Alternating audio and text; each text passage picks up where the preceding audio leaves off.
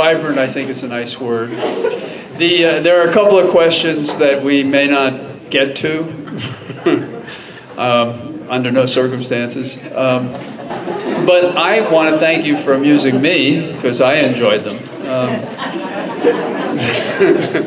And you know, for a drink afterwards, I might... Okay, thank Eric. A couple of them are about you, Eric. So now, having said that, you will not be disappointed, because there still are survivors among those questions that will be stimulating. And here's another one. We're in the, let me see. Oh, this is a nice one. You can almost hear a symphony as I read this question. We'll save this for, well, maybe not, I don't know. So we have 45 minutes for written questions, and I think we're a little ahead, so maybe we have a little more time if you want more questions. Now, this is the way it will work. Say there's a question to everybody. Each person who wants to answer it gets a minute, and you too. And if it's to a specific person, and a couple of these are to specific people who are up here, they get 2 minutes. I was once interviewed, and I gave two kinds of answers. Some were longer, and they said, so you gave those longer answers because you felt self-defensive. But that's not our policy here. We give 2 minutes because we have the time. And our first question, following up on the last thing you said, Tom. You're up, Tom.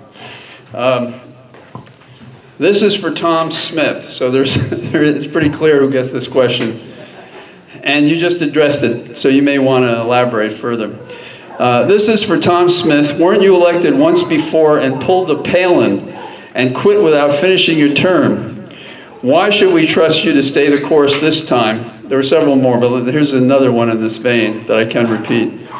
Tom Smith, if you are elected and the mayor is re-elected, will you promise to again resign?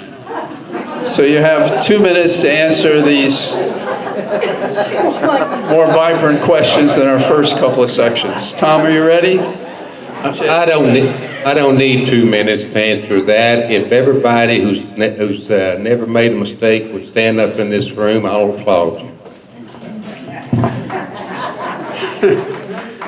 I told a story beforehand. Bill Buckley was asked when he only took 45 seconds of the 2 minutes he had. The MC asked him, would you like to use this extra time? And he said, I think I'll just ponder the erudition of my last remark. So Tom is pondering.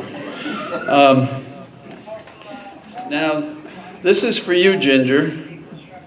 And you have 2 minutes to answer it. And the writing is small. Okay. You mentioned that decisions of the council should benefit everyone, not just a select few. Can you give us an example of a decision that has been made by the current council that benefited just a select few? Are you ready, Ginger? Well, I think that when we are pushing sidewalks on homeowners who can't afford it, that is probably a select few. We do have Brunswick Crossing is a brand new community. Galen Manor is a brand new community. All of those communities have brand new sidewalks. Now, granted, those were paid for by developers and obviously bigger home costs. But when we have grant money that's been used, for example, Brunswick Street had a grant, and a lot, I know not all of Brunswick Street, but most of Brunswick Street was covered with a grant. How can you then send a letter of enforcement to someone, say on A, B, C, whatever the letter street, any other street that didn't get a grant, and tell that homeowner, yeah, you need to fix that sidewalk? There is definitely a question of fairness, and I think that is definitely a good example of a select few who are going to have to pay for sidewalks when there are so many others who have not had to. Thank you.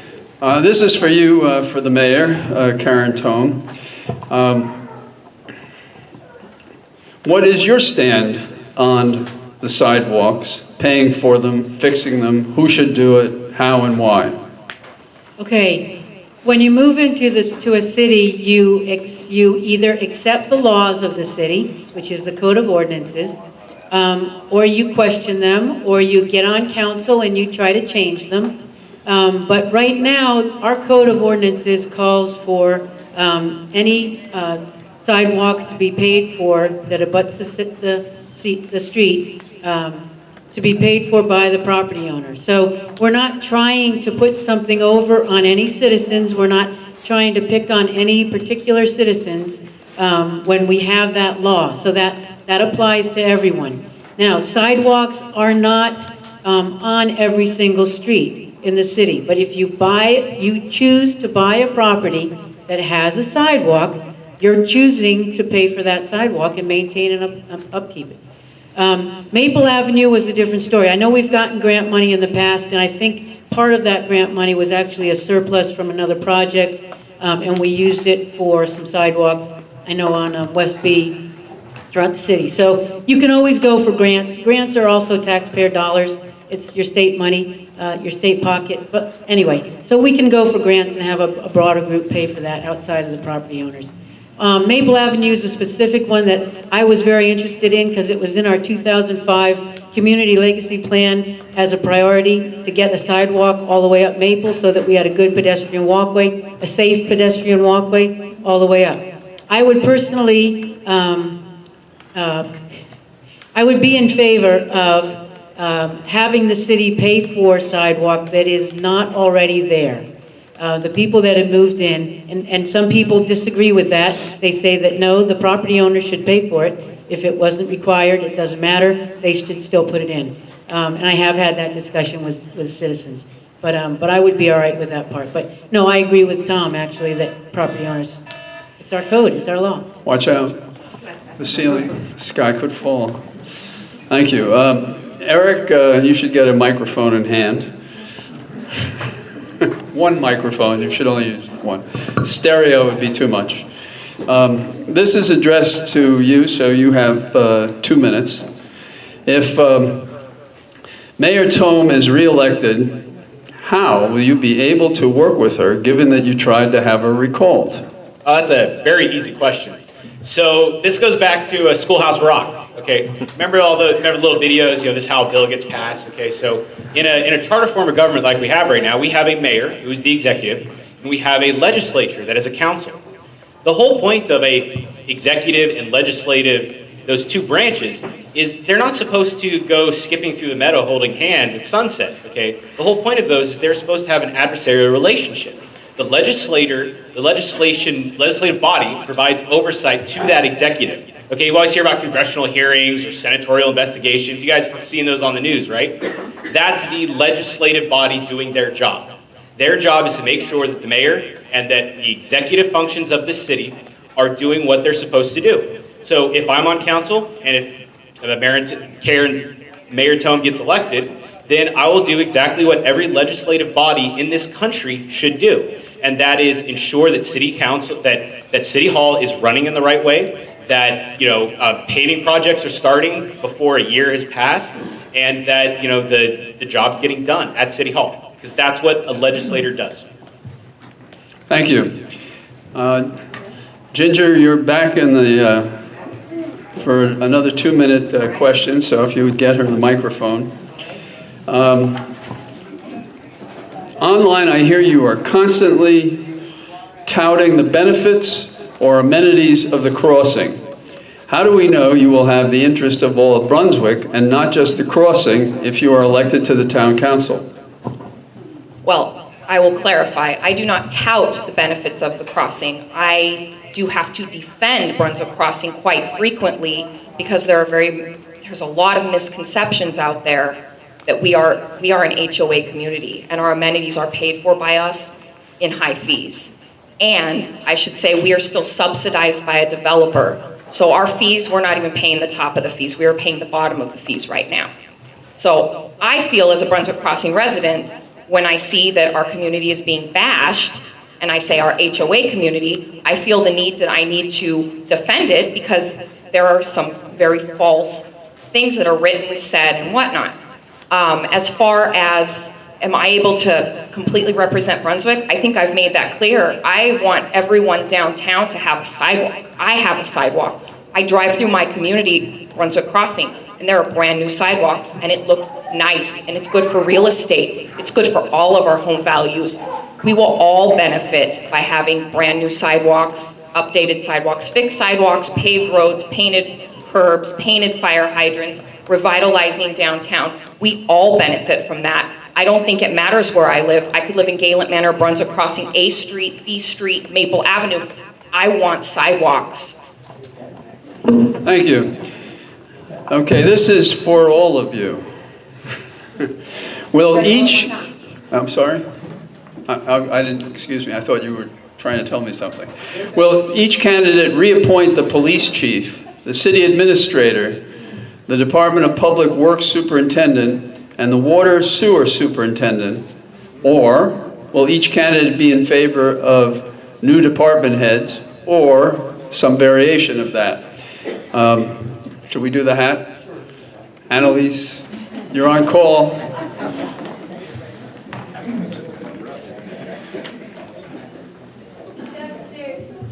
Okay.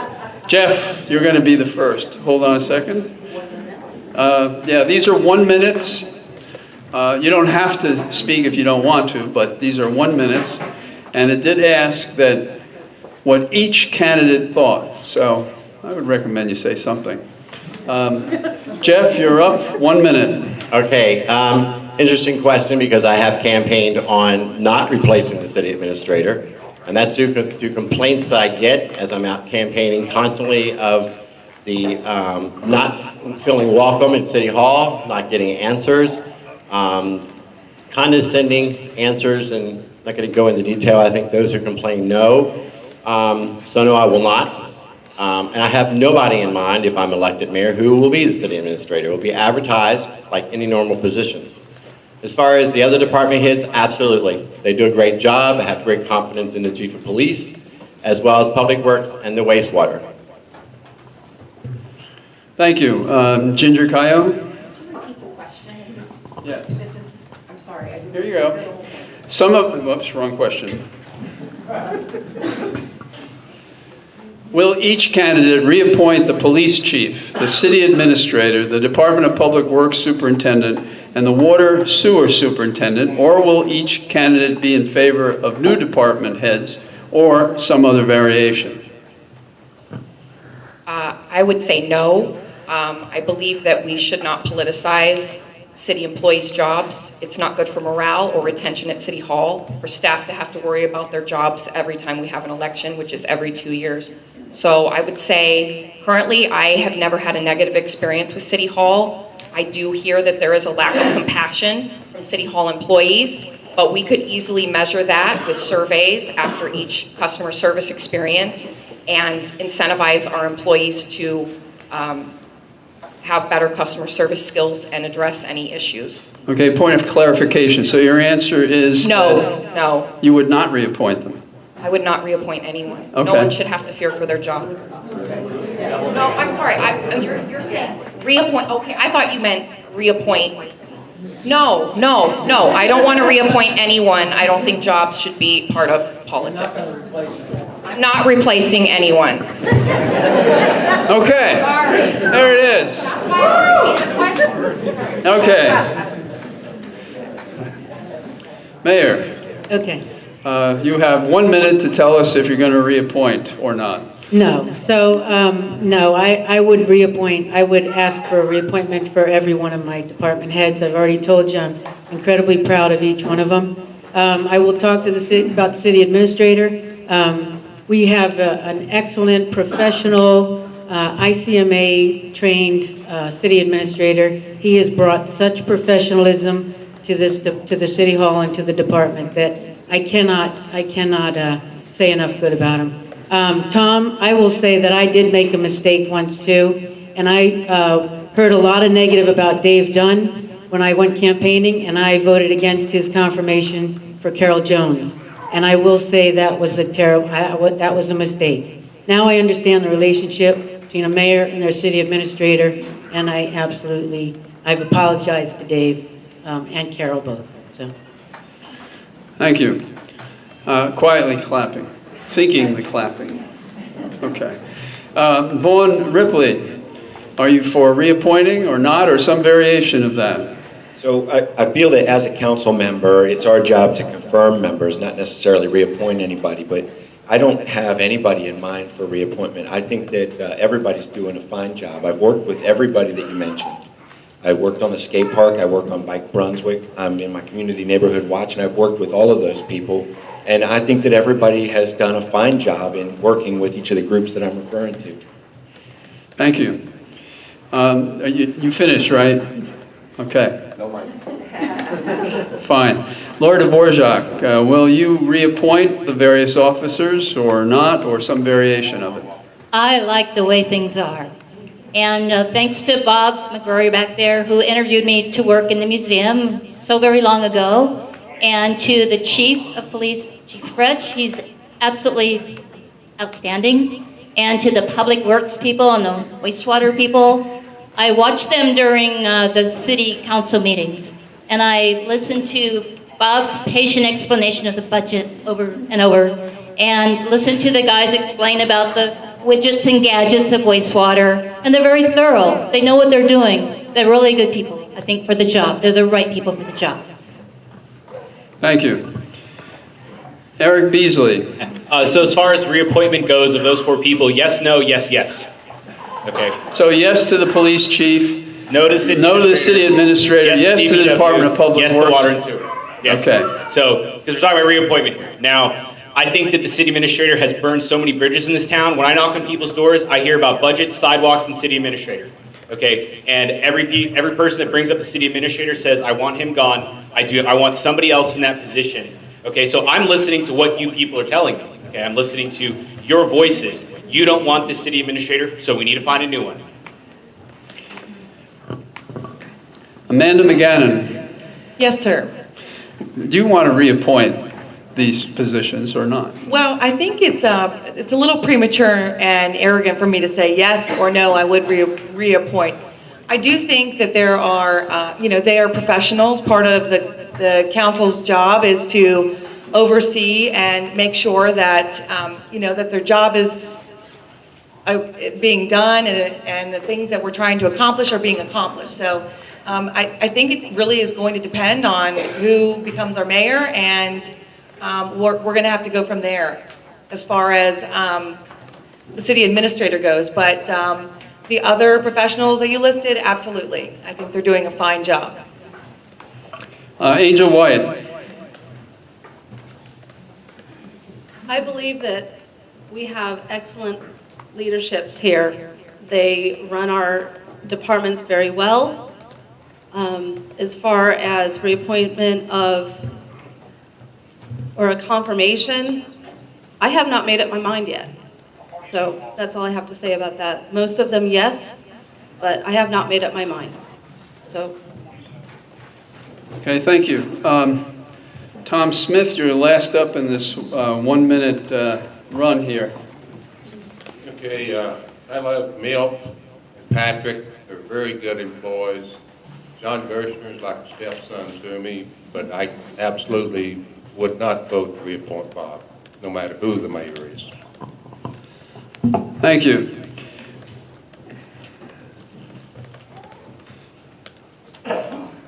We have several questions on this matter. It is as follows, and this is 1 minute for each because it doesn't designate any individual, both of them. I've heard some criticize the mayor for her devotion to recycling and sustainability. Who thinks that's unimportant in Brunswick? And if you are opposed to recycling and sustainability, is there another alternative to waste and garbage? Do we continue the way we were? Yes. I was checking with my debate meister. You're the MC. Oh, okay, I have the power. Okay. In that case, I'm going to exercise extraordinary executive prerogative and ask you, Jeff, to give us a minute on that. Okay, sustainability, it was one of the questions that I answered. I answered yes to all the above. They are worthwhile, but we need to look at the cost and the benefits of the project. I did not support, as all of you know, the pay-as-you-throw. It never came to a vote because there was so much criticism and uproar over it. I believe the extra expense and tax to our citizens would not achieve the benefits that we were looking for at the time.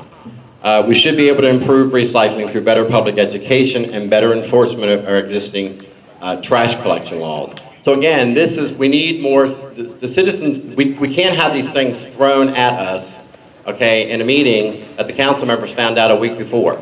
Okay, the citizens found out this room should have been full of people opposed or for. Again, you know, I think it's worthwhile, okay, and maybe it should be looked at again, but I have to include the public. The public comments and their feelings are important to me. Thank you.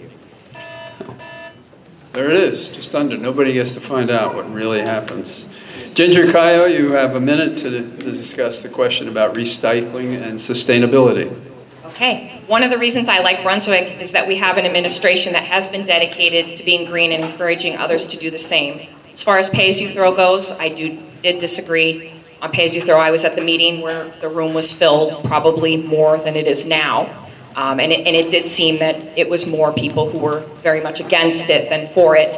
My reason for being against it is that we get recycling every 2 weeks, and I have a garage. So I can have my garage full of recycling, but I know most people downtown do not have a garage, so I can imagine the amount of recycling waiting 2 weeks probably doesn't do well, which is why some of it has to be thrown away. So pay-as-you-throw currently I don't think would work for Brunswick, and I don't support it.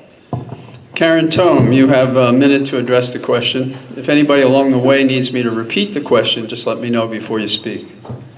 Okay, we never got to a vote on pay-as-you-throw because we never finished the discussion about pay-as-you-throw.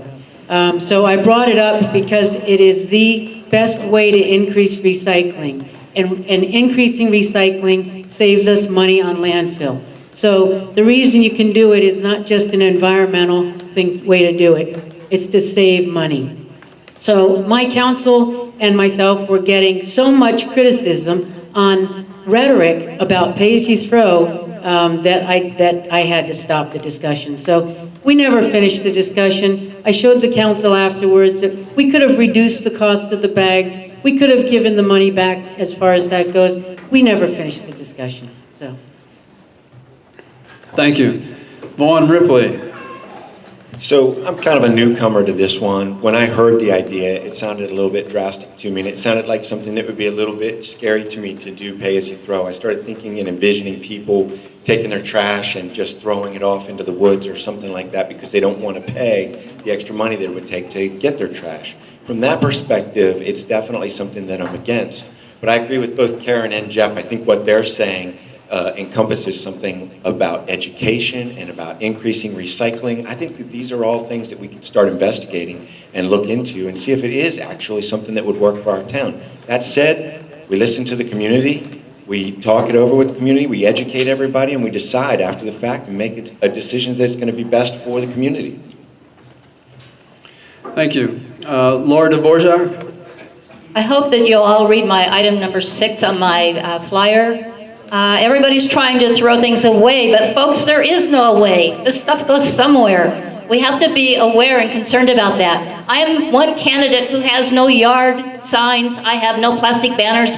I don't know how to recycle those things, so I don't get them. We've got to get serious about sustainability. It's late. We're running out of time. We've got 40 years left in the landfill. We're shipping our garbage to another state because fuel's pretty low right now. Come on, let's do pay-as-you-throw in a small segment of Brunswick as a test case. Let's see how it goes. It might go well. We can get that feedback. Thank you. Eric Beasley. Yeah, so this goes into government philosophy as well as sustainability. I have a 20-month-old child and a three-week-old child at home right now. I think one of them's in the back, the other's in the playground, right? I've been cloth diapering them since they were born. Okay, I have a compost pile in my backyard. Right? I take my water from my dehumidifier and I dump it in my washing machine to when I wash my clothes. Okay? I've chosen to make the personal decision to be sustainable and to reduce my waste. I fill up my recycling bin. I have to call my neighbor half the time to put recyclables in it. But I would never use the power of government to force you to use cloth diapers or to have a compost pile or anything else. It is my personal choice, it is my life, and I'm not gonna use government to force you to live your life in some way that I feel is appropriate. Thank you. Amanda McGannon? I absolutely 100% Get support it, Doug. recycling and sustainability. We look at our farmers are the biggest perfect example of sustainability and using their resources and that type of thing. So I'm like doing everything I can in my home, like, you know, a lot of others, a lot of you all are, but it's just like in Montgomery County when they introduced recycling, they thought no one would get on board, no one would do it, and they're now leading in one of the richest, most successful recycling programs in the country. So that to me, I think it's a big deal. But I don't know about you, but I do really want lower utility bills. I want a lower water bill. These are perfect ways, easy ways for us to put that leave no trace practice that we're already doing out there when we go camping and fishing and all the other great things in our town. But I like to Thank have you. no bills. Angel White? Can you hear me? I have to test every time.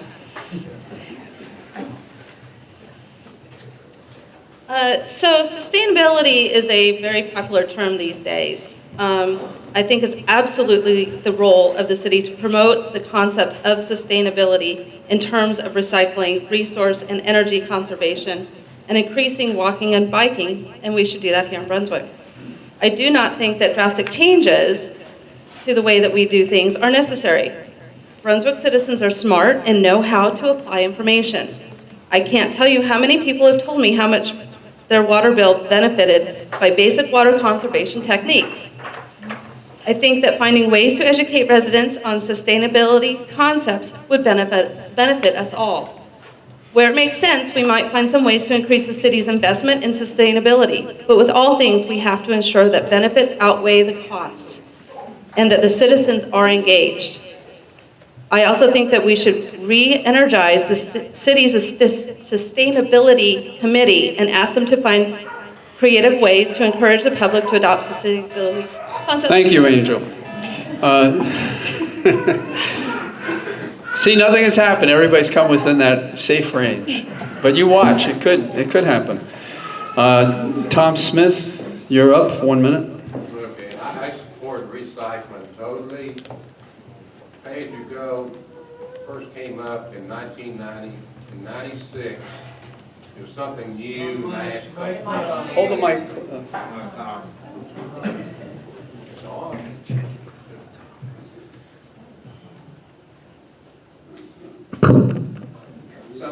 Sounds like it's on now. Okay, let's start over. Okay. Okay, I support recycling totally. I think that's one of the best things the county ever did. Pay as you go, I've never supported that. It came up in 96 and is relatively new then. And I had a couple council members check into it. We had one meeting and the citizens went irate over that. Julie's husband, Scott, was the editor then. He wrote an editorial against it, called it a scheme. And the same feelings that were shown back then are the same feelings that have shown here in the past couple of years as pay as you throw too. So I'm all for recycling, but I don't think I could ever go for pay as you throw. Okay, Eric, get your hands on a microphone. These are 2 minutes.